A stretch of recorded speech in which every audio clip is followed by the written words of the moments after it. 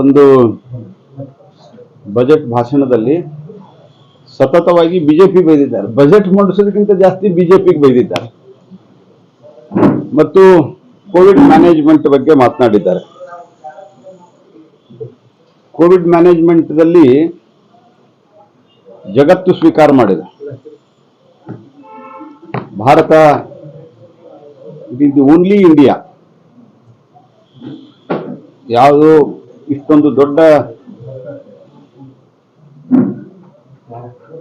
ಜನಸಂಖ್ಯೆ ಇರುವಂತಹ ದೇಶದಲ್ಲಿ ಇದನ್ನು ಇಫೆಕ್ಟಿವ್ ಆಗಿ ಮ್ಯಾನೇಜ್ ಮಾಡಿದ್ದು, ಕಂಟ್ರೋಲ್ ಮಾಡಿದ್ದು ಇದು ಭಾರತ ಅನ್ನೋದಂತ ಸ್ವೀಕಾರ ಆಗಿದೆ. ಮತ್ತು ಜಗತ್ತಿನ ಇನ್ನೂ ಅನೇಕ ದೇಶಗಳಲ್ಲಿ ವಿಪರೀತವಾದಂತಹ ರೆಸ್ಟ್ರಿಕ್ಷನ್ ಇದ್ದಾಗೂ ಸಹಿತ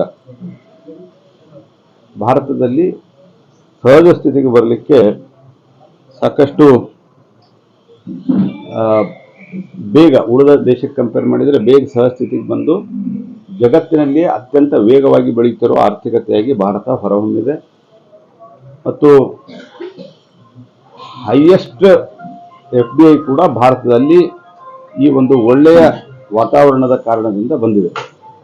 ಅದು ಸಿದ್ದರಾಮಯ್ಯನವರು ರಾಹುಲ್ ಗಾಂಧಿಯವರ ಥರ ಬಿಜೆಪಿ ದ್ವೇಷದಿಂದ ಭಾರತದ ಈ ಒಂದು ಮಹತ್ ಸಾಧನೆಯನ್ನ ಅವರು ಸ್ವೀಕಾರ ಮಾಡೋದು. ಯಾಕಂದ್ರೆ ಭಾರತದಲ್ಲಿ